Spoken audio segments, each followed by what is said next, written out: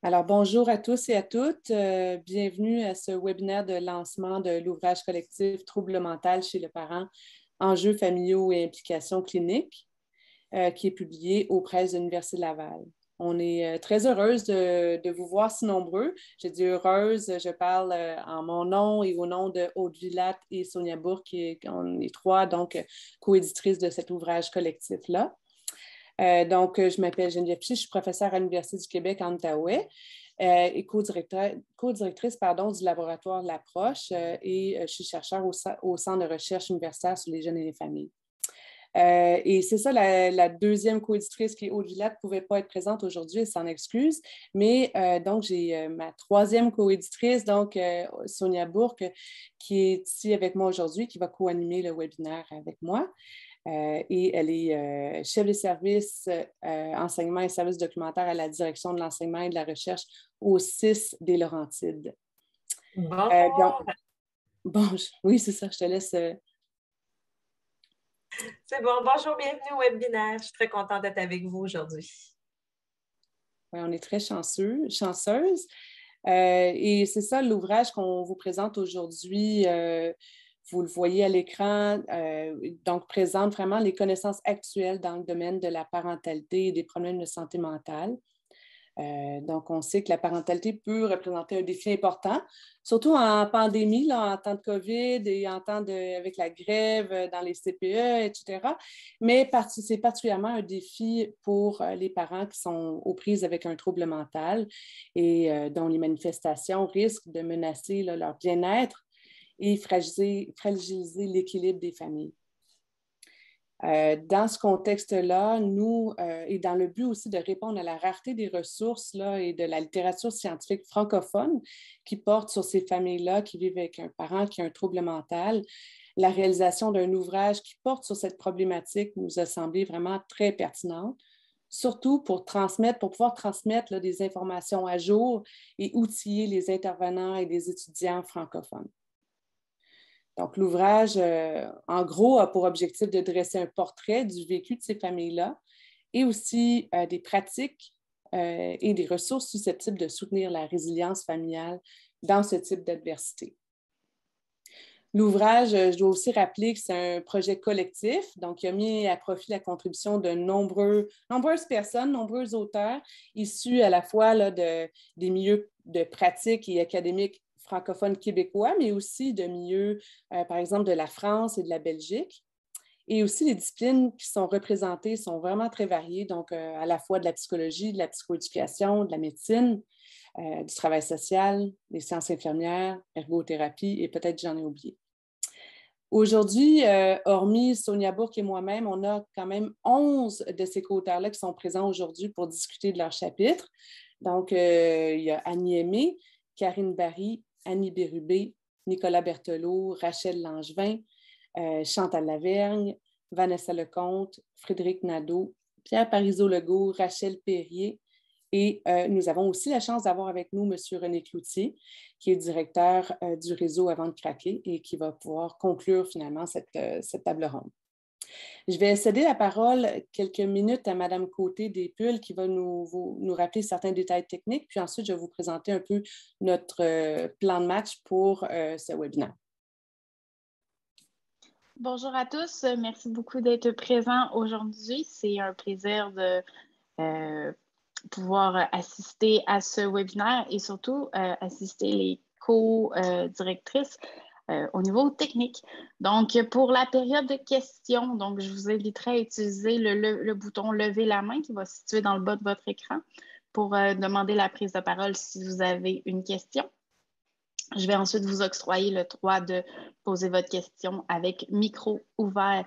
Si vous préférez seulement écrire votre question, vous pouvez utiliser la fonction discuter, donc le chat. Donc, je vais pouvoir aussi dire à voix haute votre question. À la fin de l'événement, vous allez recevoir un petit courriel pour vous remercier de votre participation aujourd'hui et recevoir un code promotionnel de 20 pour pouvoir acheter l'ouvrage directement sur notre site Internet. Donc, bon webinaire à tous. Merci beaucoup, Mélissa. Alors, je vais juste vous présenter le plan de la table ronde. Donc, on va avoir 4 grandes sections qui vont vraiment qui sont en lien avec les sections du livre, de l'ouvrage collectif. Donc, dans la première section, on va avoir 5 auteurs qui vont discuter de leur chapitre. Dans la section 2, on va avoir 4 auteurs qui vont parler de leur chapitre. Section 3, on a un seul auteur, M. Pierre Parizeau-Legault, et finalement, on va céder la parole à M. Cloutier. On va avoir quand même une période de questions d'environ 15 minutes, donc n'hésitez pas à prendre en note vos questions, vos commentaires pour nous les poser. Et on va finir par un petit mot de la fin avec des principaux constats là, qui peuvent se dégager de ce qu'on va avoir discuté ensemble. Alors, voilà. Pour la première section, en fait, ceux qui ont déjà le livre, vous êtes déjà au fait de ça, mais on a une première section donc, qui traite des facteurs et des processus qui sont à l'œuvre là, pour mieux intervenir. C'est-à-dire dans cette section-là, les auteurs décrivent ce qui peut contribuer à expliquer finalement les difficultés d'adaptation ou les troubles mentaux que les jeunes peuvent être amenés à développer, mais aussi les facteurs de résilience qui peuvent permettre à bon nombre d'entre eux de s'adapter malgré l'adversité familiale. Donc, chacun des chapitres propose des cibles, des pistes d'intervention aussi pour être pertinentes, là, qui pourraient être pertinentes pour soutenir les familles. Il y a même aussi des vignettes cliniques pour pouvoir approfondir la compréhension de ce qui est dit et illustrer les propos. Comme j'ai mentionné il y a quelques instants, il y a 5 auteurs parmi nous aujourd'hui pour nous présenter leur chapitre. Pour commencer, je vais céder la parole à Mme Rachel Perrier de l'Université de Montréal.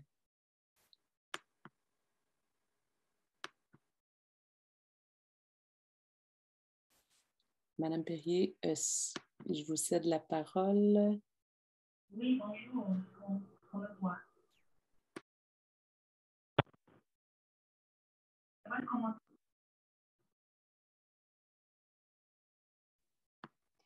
On vous voit, mais on ne vous entend pas très bien.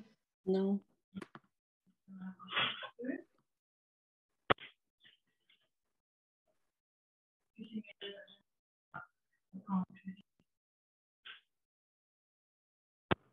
Le son ne fonctionne pas bien, on ne vous entend pas très bien.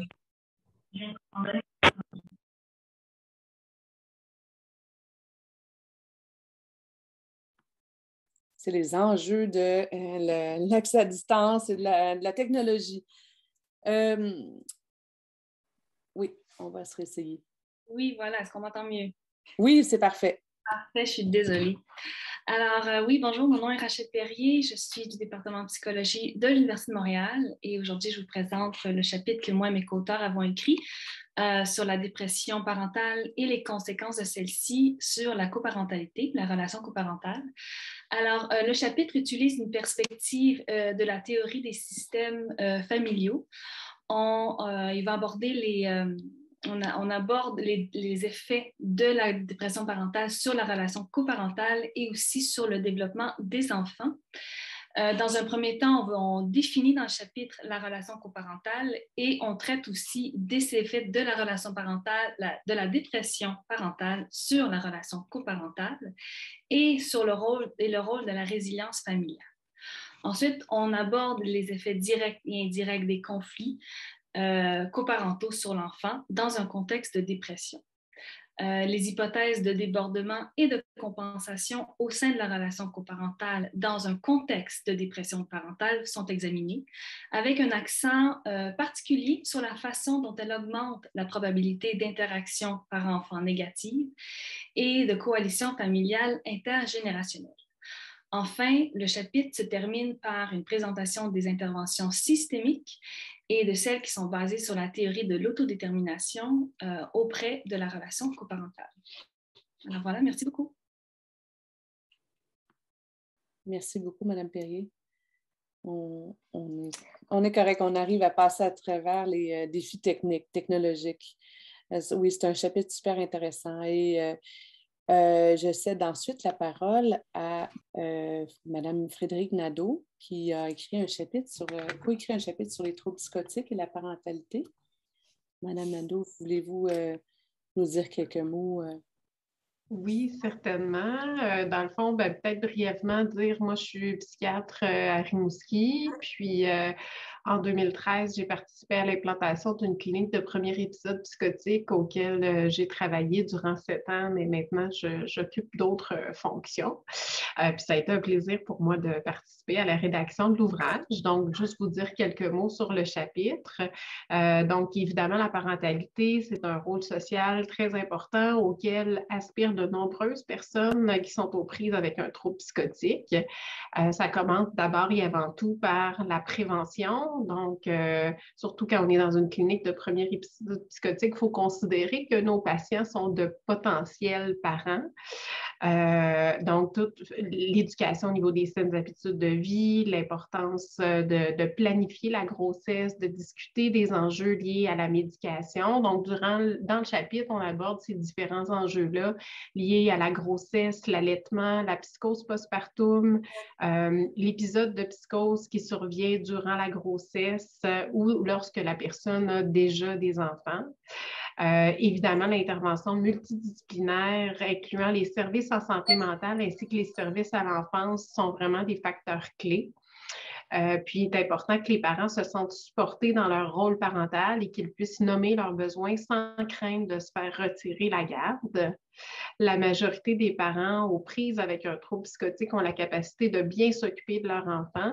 Les enfants de parents aux prises avec des troubles psychotiques sont eux-mêmes plus à risque de troubles mentaux, de par des prédispositions génétiques, des complications obstétricales et néonatales. Puis, il est important qu'ils puissent recevoir l'aide nécessaire au moment opportun.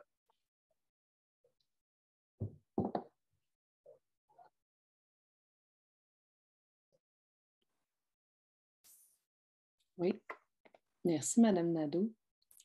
Nous pouvons continuer avec un autre chapitre qui a cette fois-ci porté sur les troubles de conduite alimentaire et la parentalité. Donc, vous voyez que chaque fois, dans chacun de ces chapitres-là, de cette section-là, les auteurs abordent des enjeux spécifiques aux différents troubles mentaux. Donc, je cède la parole à Mme Amy, qui est ma collègue de l'Université du Québec à Ottawa. Bonjour, merci beaucoup pour cette belle invitation, puis pour le plaisir d'avoir écrit aussi ce chapitre-là. Je travaille en troubles alimentaires depuis de nombreuses années, mais m'intéresser à la perspective là, des effets du trouble alimentaire sur les enfants, ça c'était quelque chose d'extrêmement stimulant, je dirais. Quand on pense justement au trouble alimentaire, ben ce qui va qu'on va avoir en tête, c'est que évidemment ce sont plus souvent des femmes, on a une proportion plus grande de femmes qui vont donc vivre la grossesse et l'allaitement, la période postpartum également, qui sont toutes des périodes extrêmement significatives au niveau de l'image corporelle, très importantes.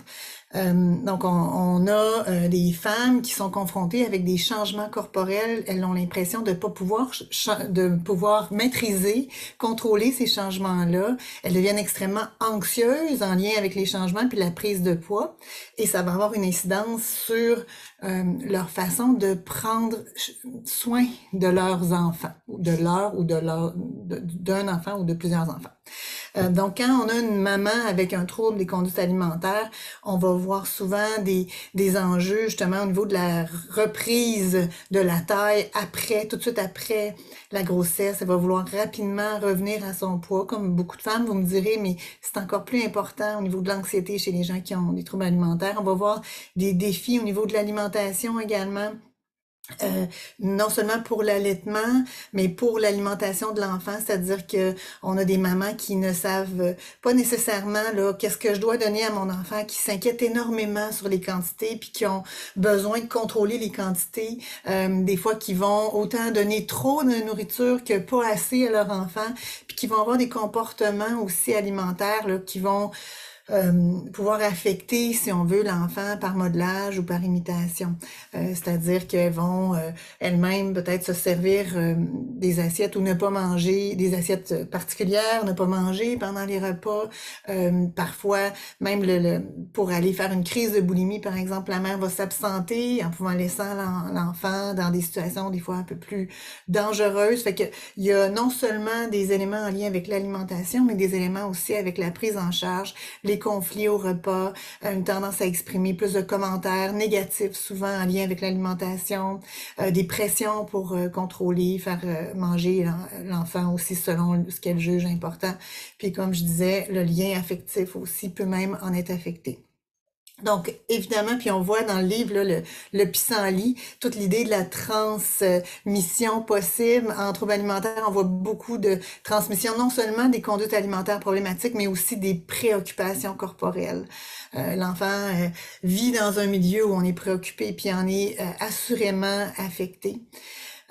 Puis en termes d'éléments plus positifs, si on veut finir même un peu sur une note plus positive, c'est que il y a quand même des gens pour qui la parentalité puis la période de la grossesse et même après va quand même être positive.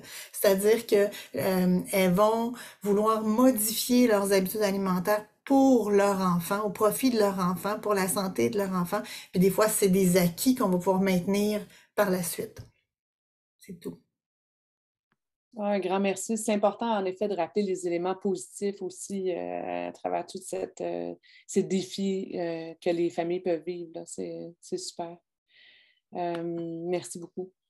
Ensuite, je vais céder la parole à Mme Bérubé qui va nous parler plutôt des enjeux des familles qui vivent avec une mère qui a une dépendance aux substances.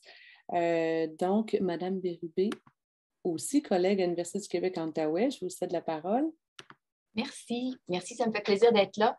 Puis moi aussi, j'ai un message peut-être un peu plus positif qu'on a moins l'habitude d'entendre quand on parle d'abus de substances et qu'on met ça en lien avec la réponse aux besoins des enfants. On a beaucoup de familles en contexte de négligence où il y a les parents qui vont rapporter à avoir des difficultés avec les troubles liés aux abus de substances. Et généralement, les recherches vont se centrer sur le point de vue des intervenants ou bien sur les données administratives pour documenter le phénomène puis ses conséquences. Nous, on est allé voir les mères qui sont suivies par les services de protection de la jeunesse parce que leur enfant est en contexte de négligence. Puis, on est allé voir quand on leur demande qu'est-ce qui facilite ou complique la parentalité, quels étaient les facteurs. Et on a conservé les discours de mères où on faisait mention d'abus de substance, soit par la mère, soit par le conjoint. Et ce qu'on voit dans le discours des mères, c'est qu'évidemment, l'abus de substance va créer beaucoup de défis. Un des principaux défis se trouve au niveau des relations, soit les relations entre conjoints, les relations avec l'ex-conjoint et les relations aussi avec l'intervenante. Et les mères ont l'impression que tout le fardeau du contexte de parentalité est ciblé sur leurs difficultés avec les substances ou celles de leur conjoint. Donc, elles ont vraiment l'impression que tout va être centré sur la dépendance à la substance et que cette centration-là va faire en sorte qu'il y a peu de place pour leur voix quand elles-mêmes elles veulent signaler des difficultés avec les réponses aux besoins des enfants. Et quand on a regardé le reste des entrevues, bien, on a vu que ces mères-là, malgré leurs troubles d'abus de substance, elles avaient quand même beaucoup de choses à dire sur la parentalité. Elles voyaient des difficultés au niveau de la sécurité de l'enfant, au niveau du développement de l'enfant. Et ce qu'elles rapportaient, c'est exactement ce qu'on retrouve dans la littérature sur les enfants en contexte de négligence. Et donc, leur voix, elle a une importance parce qu'elles sont, malgré cette difficulté-là, elles vont quand même identifier des facteurs de risque importants. Et le fait de se sentir pas écoutées, bien, ça fait un obstacle à l'intervention parce qu'elles ont l'impression qu'on ne prend pas en considération ce qui est important pour elles, alors que leur discours va dans la même direction que ce qu'on entend de la part des intervenants. Donc, notre étude est venue nous dire que c'est important de donner une voix aux parents, même les parents qui sont dans un contexte de trouble mental, parce que ce qu'ils ont à nous dire va bien au-delà de leurs difficultés de troubles mentaux et que leurs paroles, quand elles sont écoutées, elles peuvent amener des changements importants sur les réponses qu'on va donner aux besoins des enfants. Donc, c'est un chapitre qui était, je suis un peu comme ma collègue Annie Aimé, j'ai trouvé ça super intéressant de me plonger avec ce regard-là dans ces données-là pour essayer de voir quand on regarde au-delà des troubles mentaux, qu'est-ce qu'on peut voir et comment on peut tirer des conclusions intéressantes de tout ça. Merci. Merci, oui, c'est super intéressant de penser à vraiment aller entendre la voix des mères, des parents eux-mêmes.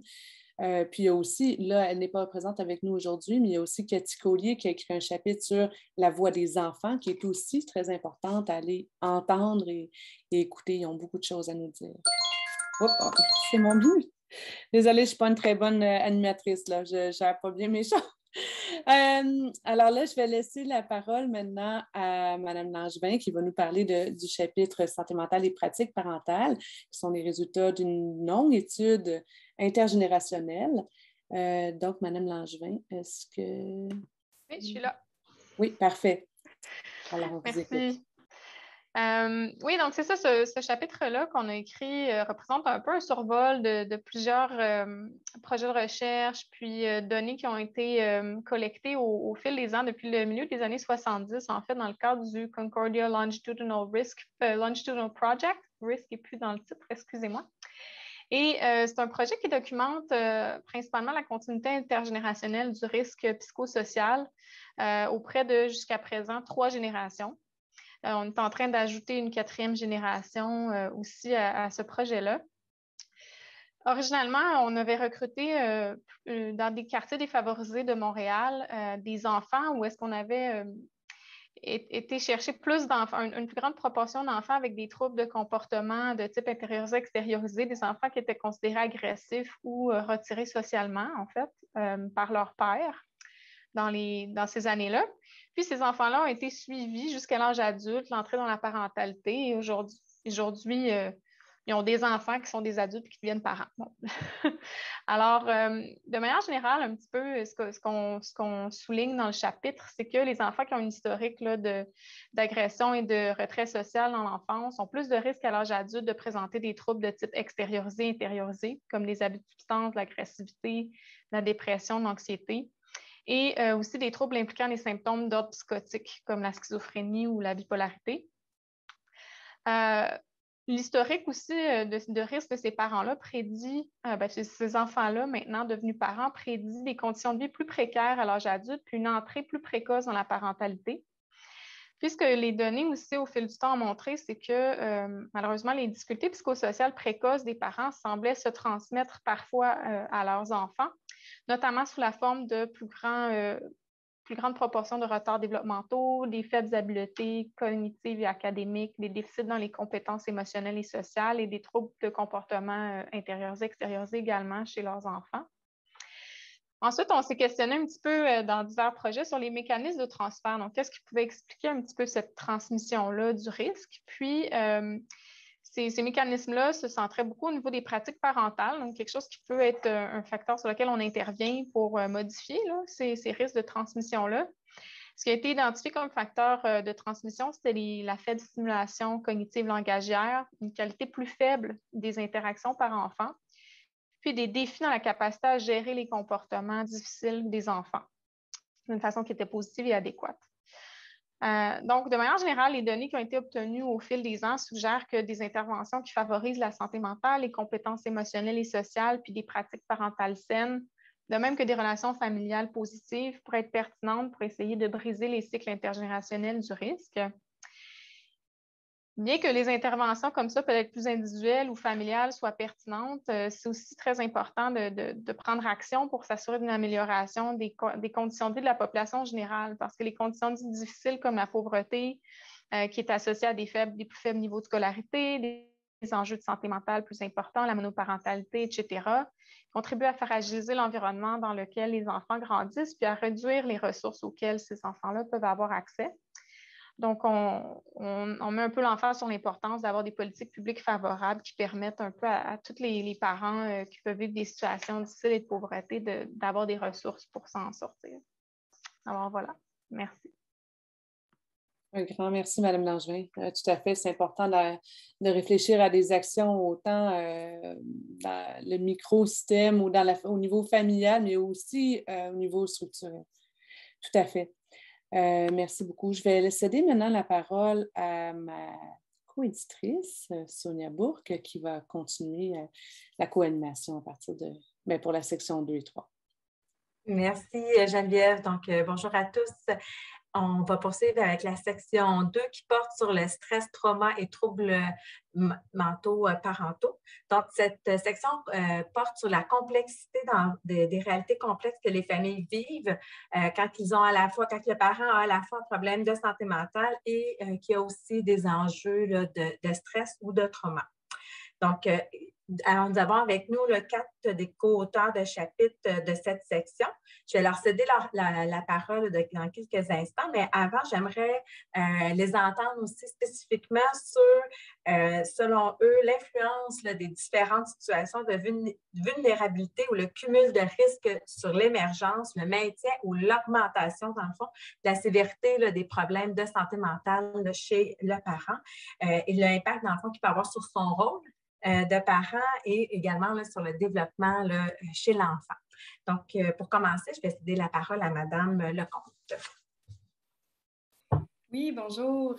Donc, bien heureuse de pouvoir parler un petit peu brièvement de ce chapitre-là que j'ai coécrit avec Dr. Cécile Rousseau. Donc, c'est un chapitre qui traite de la parentalité et de la santé mentale dans un contexte de stress post-migratoire important, donc auprès de familles immigrantes. Et c'est un projet de recherche que j'ai conduit, comme je le disais, avec Cécile Rousseau, il y a quelques années déjà dans le quartier de Parc Extension à Montréal. Donc, pour ceux qui sont moins familiers avec la région de Montréal, le quartier de Parc Extension, c'est un quartier qui est très multiculturel, qui est composé de beaucoup de familles immigrantes qui présentent différents facteurs de risque et c'est aussi un quartier qui est caractérisé par un faible niveau socio-économique et c'est des familles qui sont souvent dans l'ombre au sens où, en fait, c'est des familles qui fréquentent peu les services sociaux, qui fréquentent peu les services de santé, qui sont assez difficiles à joindre. Donc, on voulait vraiment explorer la réalité de ces familles-là qui présentent, comme je l'ai dit, de nombreux facteurs de risque et pour qui, en fait, les repères de vie là, sont vraiment bousculés et quel est le lien de tout ça sur le développement du lien d'attachement de leur enfant. Donc, on sait que les individus immigrants, donc dans ce cas-ci, les parents peuvent développer un stress important suite à la migration pour différentes raisons. Donc, sans toutes les nommer ici, on peut penser par exemple, à la déception quant à des attentes parfois irréalistes face à la migration. On peut penser à la grande distance socio-culturelle entre le pays d'origine puis le pays d'accueil, les difficultés financières, la barrière de la langue, la perte d'un statut social. Donc, il y a beaucoup de parents qui avaient des études supérieures dans leur pays et qu'en arrivant ici, leur diplôme n'est pas reconnu, donc ils se retrouvent à occuper un emploi pour lequel ils sont largement surqualifiés ou, en fait, dans bien des cas, de ne pas trouver d'emploi du tout. Donc, c'est des situations qui ne sont pas évidentes. Alors, en fait, ce qu'on expose dans le chapitre, c'est que tous ces facteurs-là mis ensemble, évidemment, chez certains parents, peuvent entraîner des symptômes d'anxiété, de dépression ou encore provoquer un sentiment d'isolement social très important. Et c'est ce qu'on a trouvé dans notre projet et également, c'est ce qui est corroboré là, dans la littérature scientifique. Et on sait également que les parents, dans toutes les populations, mais également, c'est également vrai aussi pour les populations immigrantes, on sait qu'un parent qui présente beaucoup de difficultés peut être potentiellement moins disponible psychologiquement pour l'enfant et répondre aux besoins de l'enfant de manière moins sensible. Et ça pose un risque pour le développement d'un attachement insécurisant chez l'enfant. Et c'est ce qu'on a trouvé aussi là, dans notre projet. Donc, la migration entraîne son lot de difficultés, bien souvent, qui peuvent affecter potentiellement la santé mentale du parent et ultimement le lien d'attachement que l'enfant va développer avec son parent.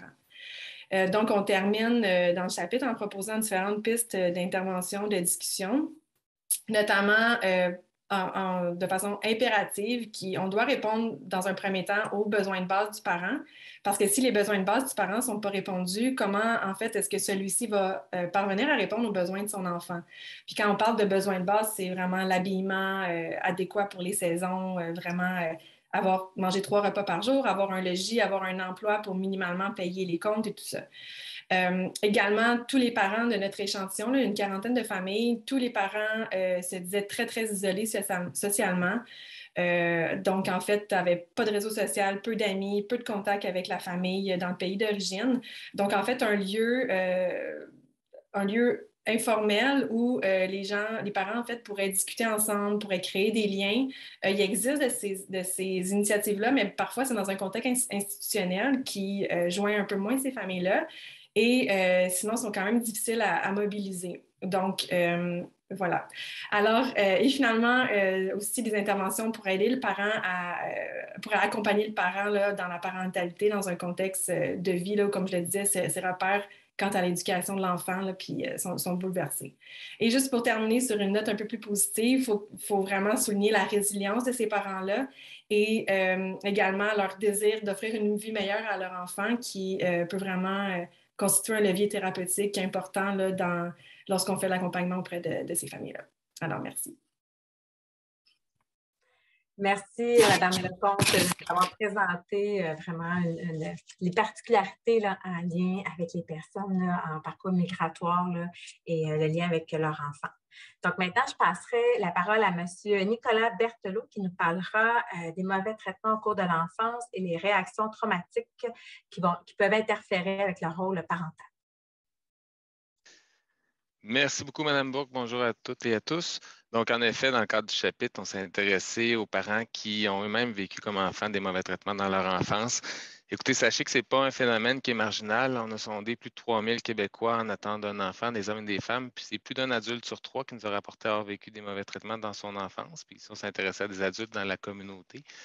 Donc, ça représente à l'échelle du Québec à peu près 56 000 hommes et femmes chaque année qui donnent naissance à un enfant alors qu'ils ont eux-mêmes vécu des mauvais traitements dans leur propre enfance. À l'échelle des nations du G7, c'est à peu près 5 millions de parents là, à chaque année. Pourtant, c'est une population qui n'est pas particulièrement considérée par les interventions cliniques. Il existe très peu d'interventions préventives qui sont spécifiquement destinées à ces parents-là. Puis pour répondre à votre question, Mme Bourque, quant aux impacts que ces facteurs de stress peuvent avoir sur la santé mentale des parents, écoutez, on sait aujourd'hui que l'expérience de mauvais traitement serait le facteur de risque le plus important, ce qui a trait à la santé mentale à l'âge adulte.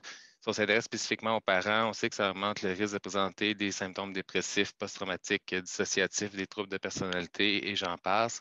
On a démontré, par exemple, dernièrement, que les femmes enceintes qui ont vécu de mauvais traitements dans leur enfance, qui ont vécu une forme de mauvais traitement, sont 3 fois plus à risque de présenter des diagnostics comorbides en cours de grossesse et celles qui ont vécu plus qu'une forme sont 6 fois plus à risque que celles qui n'ont pas vécu de mauvais traitement d'avoir des diagnostics comorbides.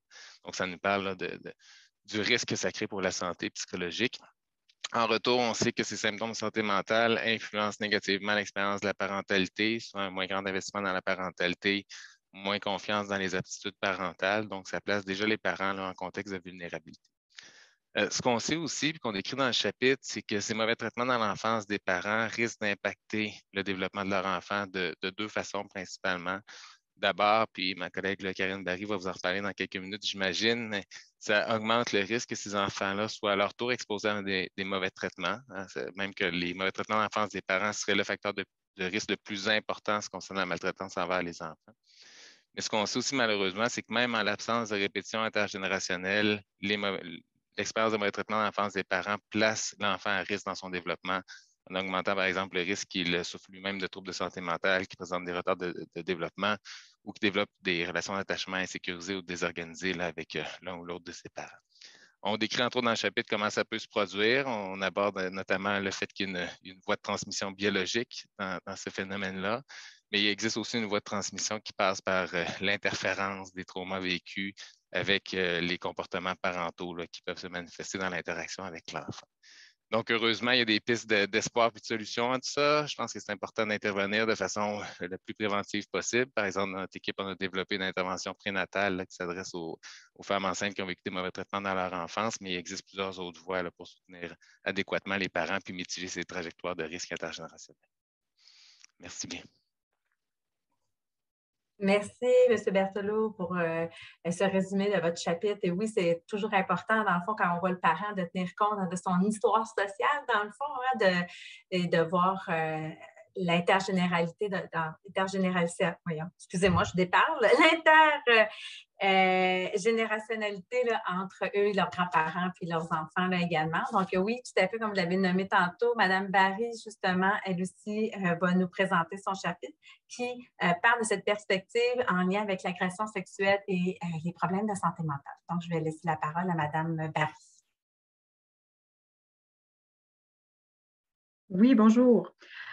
Alors, oui, bien, merci de l'invitation de venir vous présenter le chapitre que ma collègue Isabelle Daigneault et moi avons rédigé plus spécifiquement sur la problématique de l'agression sexuelle. Donc, vraiment un chapitre en continuité avec celui de Nicolas Berthelot et son équipe. En fait, donc oui, l'agression sexuelle dans l'enfance, donc auprès des enfants et des adolescents, c'est une réalité qu'on estime environ 20%, qui touche 20% des femmes de la population générale, 10% des hommes, alors qu'on sait que la victimisation sexuelle, en fait, est associée à un plus grand risque de présenter différents troubles de santé mentale au tout début même de l'âge adulte, même quand on considère la présence d'autres formes de maltraitance ou de trauma vécus dans l'enfance. Donc, c'est sûr que la victimisation sexuelle, c'est une réalité qui est susceptible de toucher un grand nombre d'adultes qui deviennent parents et d'adultes dans leur parentalité, bien sûr. Donc, l'expérience de devenir parent pour des victimes d'agression sexuelle dans l'enfance, bien évidemment, c'est une période qui est sensible au plan de la santé mentale et plus particulièrement chez les femmes. Donc, je vais peut-être centrer ça davantage auprès des mères, considérant ce que Nicolas a déjà présenté, mais la transition à la maternité, particulièrement pour les victimes d'agression sexuelle dans l'enfance, peut être à la source vraiment du déclenchement de souvenirs traumatiques, ne serait-ce que par toutes les sensations liées à la grossesse, les soins, tout le suivi médical, l'accouchement en soi, l'allaitement même, sont des situations qui peuvent générer la réactivation d'une détresse psychologique. Et c'est des symptômes qui sont susceptibles de se maintenir chez ces femmes-là et de se présenter aussi sous forme de dépression, de symptômes de stress post-traumatique, de consommation de substances, d'anxiété, etc. Ces difficultés-là ont été identifiées comme pouvant expliquer chez ces mères davantage de difficultés dans l'exercice de leur rôle parental. On sait que elles se perçoivent plus négativement comme parents, elles ont plus de défis au niveau des compétences parentales, du lien avec leur enfant, etc. Donc, on voit bien le potentiel de continuité intergénérationnelle parce qu'on sait aussi que les enfants de ces mères sont plus susceptibles de présenter aussi toutes sortes de difficultés d'adaptation et les problèmes de santé mentale de ces mères seraient un facteur explicatif de cette continuité-là. Un élément important en termes intergénérationnels, c'est qu'on sait que les enfants de mères qui ont été agressés sexuellement dans l'enfance sont plus à risque, sont plus susceptibles en fait de eux-mêmes rapporter une victimisation sexuelle. Donc, c'est vraiment l'angle que le chapitre a pris et on s'est intéressé aussi à la santé mentale de ces parents qui apprennent que leur enfant a été agressé sexuellement, particulièrement quand on sait que plus de la moitié de ces mères-là rapportent elles-mêmes avoir été agressées sexuellement dans l'enfance et très peu dans les services vont avoir déjà eu un suivi en lien avec cette victimisation-là. Donc, il y a toutes sortes d'enjeux cliniques qui se posent et qui sont discutés dans le chapitre. Évidemment que ces constats-là sont discutés sous l'angle d'intervention précoce et de considérer les expériences de vie négatives là, dans les interventions auprès des enfants et des familles qui sont vulnérables. Donc, toute l'approche,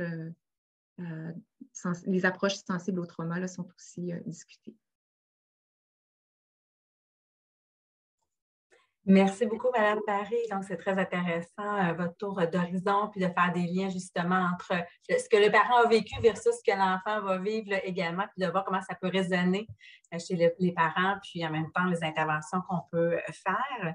Donc, maintenant, je passerai la parole à Mme Chantal Lavergne qui nous parlera de la violence conjugale et les problèmes parentaux, problèmes parentaux ou de consommation là, en santé mentale.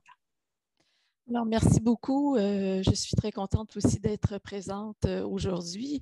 Et donc, mes collègues et moi, on a travaillé sur la question des liens entre ces trois problématiques-là, trois problématiques parentales qui sont souvent abordées dans l'intervention de manière séparée, y compris aussi dans la littérature scientifique.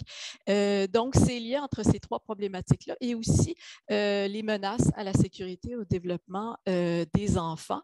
En fait, le chapitre rapporte des résultats d'une recherche basé sur une analyse de données qualitatives et quantitatives qui portait sur l'ampleur des situations de co-occurrence, les vulnérabilités tant individuelles, familiales que sociales qui sont associées, et aussi l'expérience et plus particulièrement la complexité là, du vécu des parents et des enfants.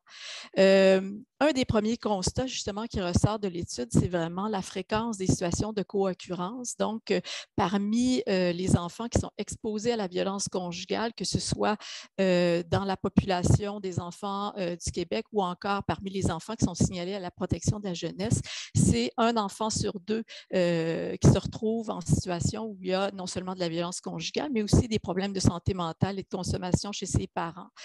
Un autre constat qui émane de l'étude concerne la complexité des situations des situations de co-occurrence, entre autres les liens que font les participants entre ces différents problèmes montrent qu'ils ne sont pas vécus de manière isolée, mais au contraire de manière très interreliée et de multiples façons. Par exemple, un modèle de co-occurrence qui revient souvent dans les propos des participants est celui où les problèmes de santé mentale et aussi de consommation, par exemple chez les mères, sont perçus, vécus comme étant en fait une conséquence de la violence conjugale. Une autre chez les femmes, qui sont majoritairement là, les victimes dans ces situations-là. Un autre modèle qui revient souvent concerne les problèmes de consommation qui sont justement perçus comme étant un facteur aggravant dans le cas des auteurs de violences, des conjoints ou encore des pères. Les résultats montrent aussi que la co-occurrence affecte le bien-être des enfants de différentes façons. Par exemple, les enfants ont beaucoup parlé, les jeunes, en fait, c'était surtout des adolescents qu'on a interrogés, du stress, de l'anxiété, de l'impuissance même qu'ils vivent dans ce type de contexte-là. Ce sont des sentiments, en fait, typiques d'un environnement là, terrorisant, voire même là, chaotique. Les enfants sont aussi plus susceptibles d'être victimes de négligence ou encore de violences verbales ou encore physiques, et aussi de faire l'objet d'une intervention en protection de la jeunesse à plus long terme ou encore même d'un placement. Les familles s'inscrivent aussi dans un contexte plus large de vulnérabilité qui se manifeste par des problèmes là, multidimensionnels reliés, comme par exemple le stress parental, les problèmes de soutien social, la victimisation des parents dans l'enfance ou encore des problèmes plus sociaux comme la pauvreté ou l'appartenance à une minorité racisée qui accentue la vulnérabilité chez certaines familles.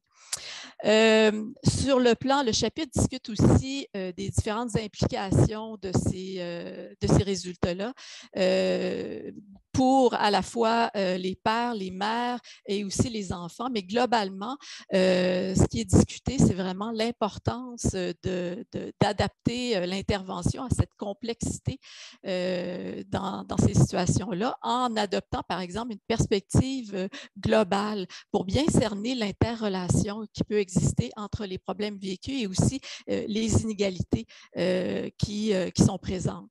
Et aussi en offrant évidemment des services adaptés aux besoins spécifiques de chacun. Ces situations-là mettent aussi en évidence l'importance d'aller au-delà du travail en silo et de miser sur une collaboration le plus étroite entre les services destinés aux enfants en difficulté et également ceux aux adultes, que ce soit en violence conjugale ou bien en santé mentale. Donc, voilà. Merci. Merci beaucoup. Puis vous me tendez la perche pour la prochaine section qui porte sur les interventions. Donc oui, en effet, que ce soit l'interdisciplinarité ou l'intersectorialité dans l'offre de services, je pense que c'est des voies qui sont innovantes et qui permettent de répondre aux différents besoins des membres de la famille. Donc, comme je vous disais, la troisième section porte, dans le fond, sur différentes initiatives qui ont été mises en place. On retrouve surtout des initiatives mises en place à l'étranger, mais il y en a aussi quelques-unes au Canada et au Québec. Donc, au-delà de la variabilité des interventions préventives proposées aux jeunes et à leurs familles, certains éléments ressortent comme très importants là, à offrir là, comme service. Donc, par exemple, que ce soit de l'information sur les troubles mentaux qu'on peut donner soit à l'enfant ou à la famille, donc sur les manifestations, les conséquences sur la vie familiale, des stratégies concrètes aussi pour faire face aux défis rencontrés par les familles, faciliter un accès à du soutien professionnel ou du soutien également là, informel. Puis, de façon plus transversale, je dirais, ce serait de l'importance de lutter contre la stigmatisation entourant là, les problèmes de santé mentale. Donc, ce sont des éléments dans la littérature qu'on voit qui ressortent, qui sont des conditions, dans le fond, gagnantes quand on veut offrir de l'intervention là, auprès de ces familles. À part Mme Piché qui co-anime avec moi, qui a écrit également, là, qui a co-écrit un chapitre sur la recension des meilleures pratiques préventives qui ciblait surtout là, les enfants, les adolescents et les jeunes adultes qui ont un parent ayant un trouble mental. Aujourd'hui, nous avons avec nous là, M. Pierre Parizeau-Legault qui va pouvoir nous parler, dans le fond, sur les enjeux éthiques de l'intervention là, auprès de la famille. Donc, je lui cède la parole pour qu'il nous explique en quelques mots les enjeux éthiques à prendre en considération lors de l'intervention auprès de ces familles. Merci beaucoup. C'est un plaisir d'être avec vous aujourd'hui. Dans ce chapitre-là, on a souhaité développer quelque chose qui s'appuyait sur ce qu'on appelle une approche micro-éthique de l'intervention. C'est donc d'offrir peut-être une vision qui est plus de l'intérieur des pratiques dans une perspective, un peu comme vous l'avez dit, Mme Bourque, dans une perspective qui est interdisciplinaire puis intersectorielle. Le chapitre va donc chercher à rejoindre les intervenants qui sont concernés par ces questions-là, là où ils sont, puis de créer aussi des espaces de réflexion là, qui vont rattacher les principes généraux de l'éthique aux difficultés, aux doutes, aux incertitudes qui sont souvent rencontrées là, dans le quotidien d'intervention. On est donc parti du constat que l'intervention auprès des parents qui vivent avec un problème de santé mentale va mobiliser des valeurs professionnelles puis des valeurs sociales qui sont particulièrement fortes. Ces valeurs-là, donc, et surtout la mobilisation des valeurs dans l'intervention, va donc soulever la nécessité là, pour l'intervenant de clarifier sa posture éthique, puis aussi de préserver son intégrité morale pour mieux surpasser les doutes, les incertitudes, puis les enjeux qui sont présents dans sa pratique. Dans ce chapitre-là, il va être avant tout question de tendre vers un équilibre entre ce qu'on reconnaît comme étant le bien-être de l'enfant, dont on reconnaît les besoins de protection pour soutenir son développement, puis également celui des parents dont on reconnaît qu'ils peuvent vivre un important processus de stigmatisation associé à la présence d'un problème de santé mentale et également à la remise en question des compétences parentales dans certains cas. Dans ce contexte, donc, les dimensions éthiques de l'intervention auprès des familles dont un ou des parents vivent avec un problème de santé mentale vont porter avant tout sur la prévention primaire de la maltraitance. L'enjeu principal étant de ne pas nuire au bien-être de l'enfant puis de favoriser aussi une complémentarité de services qui sont requis par les familles. Donc, il s'agit pour les intervenants qui interviennent, là, donc, qui agissent auprès des enfants et de leurs familles, de se doter d'un langage commun puis de modes d'intervention généraux pour assurer une meilleure adaptabilité des services, une meilleure continuité puis complémentarité également, de développer une posture éthique de l'intervention qui favorise le développement de l'autonomie, du bien-être des familles, mais qui va aussi intégrer dans l'approche différents enjeux de stigmatisation, d'affiliation sociale dans les services généraux, puis aussi de différenciation des rôles parentaux selon le genre. Également, c'est un chapitre qui va permettre de s'approprier des modes d'intervention, des stratégies qui sont basées en premier lieu sur une évaluation complète de la situation familiale, sur l'éducation psychologique, le soutien, l'accompagnement des familles, qui sont là, des modalités d'intervention typiquement interdisciplinaires, c'est-à-dire qu'elles sont souvent partagées par un ensemble de professionnels mobilisés là, sur ces questions-là. Et évidemment, on complète le chapitre aussi avec les enjeux qui sont plus de nature systémique là, dans la complémentarité des services, par exemple, de protection de l'enfance et de santé mentale. Et on discute un peu des modèles d'intervention systémique comme une voie d'action particulièrement intéressante là, pour faire une forme de triangulation entre la situation de l'enfant, de ses besoins, des réponses parentales et des ressources qui sont disponibles là, dans le quotidien des familles.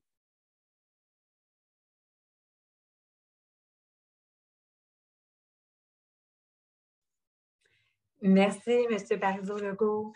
Maintenant, je laisserai la parole à M. René Cloutier, qui avait signé la préface du livre et qui va pouvoir nous donner un mot de la fin. Merci beaucoup de me donner l'opportunité de dire quelques mots. D'abord, je vais y aller sur un angle plus social et communautaire, hein, compte tenu que notre regroupement est composé de 43 associations réparties au Québec qui s'occupent spécifiquement des proches en santé mentale. On donne des services à plus de 20 000 personnes annuellement. Mais ce qu'on constate, c'est qu'il y a très peu de jeunes, on pourrait dire même quelques dizaines de jeunes seulement, qui nous sont référés.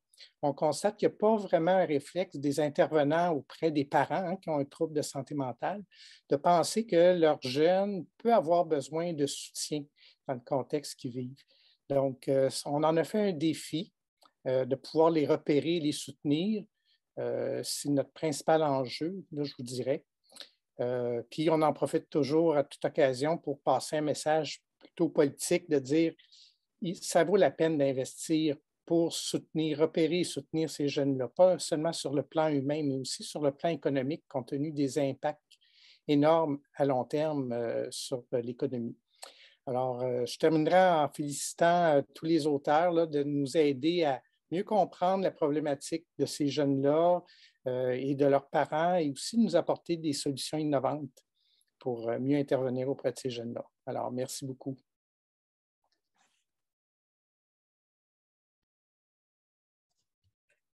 Merci. Donc, dans le fond, on aurait quelques minutes pour une période de questions. Je ne sais pas s'il y a des gens là, qui ont levé, qui lèveraient la main pour poser des questions. Sinon, on peut peut-être, Geneviève, voir dans le chat. Nous avons une première question de Christophe Bedeau. Je vous donne le droit de parole. Oui. Vous m'entendez? Oui. J'aurais deux questions. La première, c'est que du côté anglophone, d'abord, merci pour le livre. Je pense que c'était comme Geneviève l'a dit, le fait d'avoir un livre en français sur le sujet. Il y en a déjà un, mais qui est uniquement d'une orientation psychanalytique. Là, donc, d'en avoir un multidisciplinaire avec autant d'angles était vraiment nécessaire. Du côté anglophone, en Australie, on peut trouver des formations en ligne pour les intervenants concernant ces problématiques. Je ne pense pas qu'il y en a, en tout cas au Québec. Donc, la première question, c'est est-ce que vous auriez pensé utiliser ce livre pour créer une sorte de formation en ligne pour les professionnels et intervenants? Je pense qu'il y aurait du matériel qui est peut-être moins théorique, mais donc plus dans peut-être un aspect théorique de compréhension avec des implications. Puis la deuxième question, qui est peut-être moins sur le livre, mais là, il y a plusieurs personnes qui pourraient réfléchir, c'est il y a une nouvelle loi qui a été passée sur la protection de la jeunesse qui maintenant place l'intérêt de l'enfant en premier, ce qui risque d'avoir comme implication, ce qui peut être une bonne chose et une mauvaise d'un côté, que les enfants pourraient être retirés plus facilement aux parents et les parents auraient moins de chances de garder leur enfant. Non, on dit c'est l'occasion. Selon vous, quelles sont les implications que auront cette loi sur les familles dont un parent ou plusieurs ont des problèmes de santé mentaux? Puis, qu'est-ce qui peut être fait pour atténuer ou faire pour combiner ou faire que cette loi ait des conséquences plus positives? Parce que c'est dans la littérature bien connu que les parents souvent ne vont pas demander de l'aide parce qu'ils ont peur que leur enfant soit retiré. Donc là, ça risque d'être une conséquence de cette loi, c'est d'accroître cette peur. Donc, ça fait deux questions, mais la première est assez rapide à répondre, je pense. Merci. Bonjour Christophe, alors merci pour votre question. Moi, je vais juste répondre à la première, je vais peut-être laisser d'autres répondre à la deuxième, là, qui sont plus spécialisés dans cette thématique-là. Pour la première, oui, on est en train de travailler en fait avec quelques collègues sur un projet pour développer une formation en ligne gratuite pour les intervenants. Donc, la question tombe vraiment au bon moment. Ça ne sera pas disponible tout de suite, évidemment, parce qu'on démarre un peu le projet, mais on vous tiendra au courant. Peut-être que l'un des panélistes pourrait répondre à la deuxième question. N'hésitez pas à lever la main ou à répondre, en fait. Peut-être M. Berthelot, Mme Lavergne. En tout cas, il y en a plusieurs, je crois, qui pourraient répondre. Ben, je peux bien offrir une partie de la réponse. C'est un excellent commentaire que vous faites. D'abord, je pense qu'il faut avoir en tête que vous citez l'Australie, c'est un des endroits dans le monde où ils sont plus avancés dans les réflexions sur l'intervention auprès des parents qui ont un problème de santé mentale. Fait que c'est un bon exemple à suivre. Puis merci de nous aiguiller à ce sujet-là. Puis en ce qui concerne le rapport de la commission Laurent, je pense qu'il ne faut pas être en train d'y comprendre, à mon avis, du moins dans mon interprétation, que les parents qui ont un problème de santé mentale ont plus de risques de perdre la garde de leur enfant. D'aucune façon, le rapport dit ce genre de choses-là. Par contre, il vient dire des choses qui sont extrêmement importantes, qu'il faut être en train d'aider ces parents-là en amont. Il y a des choses qui sont citées dans le rapport, comme par exemple, qui est clairement dit que de considérer les traumas vécus par les parents dans leur propre histoire devrait être une pierre angulaire de la prévention. Ce genre de propos-là, ça n'existe pas nulle part ailleurs dans le monde. Donc, de faire état de facteurs de vulnérabilité chez les parents, puis de dire qu'on devrait être en train de les adresser dès la grossesse et premières années de vie de l'enfant pour les soutenir, pour être en train de bien accompagner leur enfant, pour faire face aux défis qui se présentent à eux. Donc, c'est vrai pour les traumas, mais c'est vrai pour la dépression, d'autres troubles de santé mentale. Fait qu'à mon avis, je pense que c'est plus comme ça qu'il faut interpréter à mon avis, les propos du rapport que on présente la prévention comme la voie à suivre avant tout, puis de soutenir les parents qui ont des facteurs de vulnérabilité liés à leur histoire ou à leur santé mentale. J'ajouterais peut-être à ça que, en fait, les derniers changements législatifs viennent renforcer, viennent rappeler l'importance de l'intérêt premier de l'enfant, mais ça a toujours été ça. Donc, ça, c'est quand même, on vit avec ça depuis longtemps. Et je suis tout à fait d'accord avec ce qu'avance M. Berthelot. Les travaux ont vraiment mis en évidence l'importance de bien accompagner les parents. Bien sûr, quand les enfants sont placés, il y a des délais à respecter et les parents ont un certain temps pour se reprendre en main, mais la commission a beaucoup mis en évidence qu'on devait justement offrir aux parents des services de soutien, en particulier en santé mentale. Donc, je pense que ça, il faut continuer de mettre de la pression, d'être vigilant parce que le temps de l'enfant, c'est important, mais aussi, ça prend quand même des ressources et du soutien pour aider les parents à se sortir de situations complexes. Dans ces situations-là, il est important aussi de travailler en collaboration entre les ressources, justement, santé mentale et en protection de la jeunesse, pour mettre en place un filet de sécurité et pour bien comprendre les enjeux, les défis vécus par les familles et d'avoir une lecture la plus juste possible et d'être en mesure d'offrir une réponse adaptée.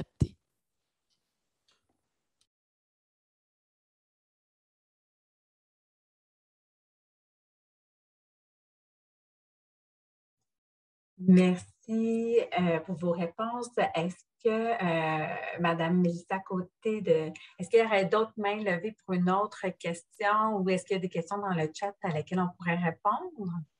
Toutes les questions ont été répondues à l'heure actuelle, donc je pense que vous avez fait un très bon travail de présentation parce que ça semble être clair. C'est un grand merci. Donc, je laisserai peut-être le mot de la fin à Geneviève. Pardon. Je trouve que ça a passé vraiment très rapidement. Oui. Il me semble qu'on aurait pu avoir une période de 3 heures, là, puis on aurait eu beaucoup de choses à se dire. Merci pour les questions de M. Bedeau. N'hésitez pas, si jamais vous avez d'autres questions qui vous viennent par la suite, à communiquer avec l'un ou l'autre des auteurs. Dans le livre, il y a les coordonnées de chacun, de toute façon. Moi, je voulais juste peut-être rappeler certaines choses, certains constats qui me sont venus en préparant le webinaire, de rappeler, je pense que ça a été nommé par plusieurs là, depuis tout à l'heure, c'est que l'importance d'agir tôt, d'agir de façon préventive, qui est vraiment essentielle, qui me paraît vraiment essentiel et qui serait vraiment, en fait, on sait que c'est payant d'agir en prévention. Donc, dans le livre, là, on rapporte notamment que les coûts associés à la gestion des troubles mentaux s'élèvent à plus de 50 milliards par année. Au Québec, c'est une facture qui est énorme, évidemment aussi. Là. Puis on sait que quand on intervient de façon préventive, on peut vraiment réduire de façon significative la facture de ces frais-là, par exemple, d'environ 20 à même 30 %. Donc, c'est vraiment, je pense, le message clé, c'est d'essayer de mieux adresser les besoins de ces familles-là, d'apporter du soutien autant aux parents, peut-être notamment au niveau des pratiques parentales et tout ça, mais dès la naissance, donc un peu comme M. Berthelot l'évoquait et d'autres aussi, dès la naissance, mais même dès avant, pendant la grossesse, il y a des choses qui peuvent être mises en place pour soutenir les mères, les familles. Puis je pense que le soutien doit être présent de la grossesse jusqu'à l'âge adulte même, parce qu'on rapporte que même les jeunes adultes vivent beaucoup d'enjeux par rapport à la présence d'un trouble mental chez leurs parents. Donc, ça ne s'arrête pas juste pendant l'enfance, ces effets-là. Et d'agir en prévention, donc, et aussi d'avoir des interventions qui sont soutenues et de différents ordres là, en fonction des besoins, finalement. Les besoins peuvent être très variés chez sa famille-là. Puis on l'a vu, parfois c'est très complexe, il y a beaucoup de choses à considérer, donc il faut avoir beaucoup de choses en tête à la fois qu'on évalue, mais aussi quand on intervient auprès d'eux. Alors, c'est juste quelques constats, on aurait beaucoup de choses à se dire, n'hésitez pas à acheter le livre évidemment et à communiquer avec nous, nous les éditrices, ou bien nous les autres auteurs aussi, si vous avez d'autres questions, commentaires ou quoi que ce soit. J'ai laissé ici le lien pour acheter le livre, mais il peut être aussi acheté à travers les grandes librairies comme les libraires Renaud-Bré ou Archambault. Je voulais aussi dire un grand merci à tous les panélistes, à ma co-animatrice Sonia Bourque, à Aude Villate aussi, qui est la deuxième coéditrice de l'ouvrage. Merci au PUL de nous avoir publié. Merci à Mélissa Côté pour l'aide technique. Et merci à toutes vos questions, là, ceux qui sont présents et qui nous ont écoutés, qui ont témoigné de leur intérêt. Je pense que c'est super. Puis, on sera bien content de vous donner des nouvelles par la suite s'il y a d'autres démarches ou d'autres projets, comme par exemple le projet de formation auquel on référait tantôt. Alors, un grand merci, puis je vous souhaite une belle fin de journée.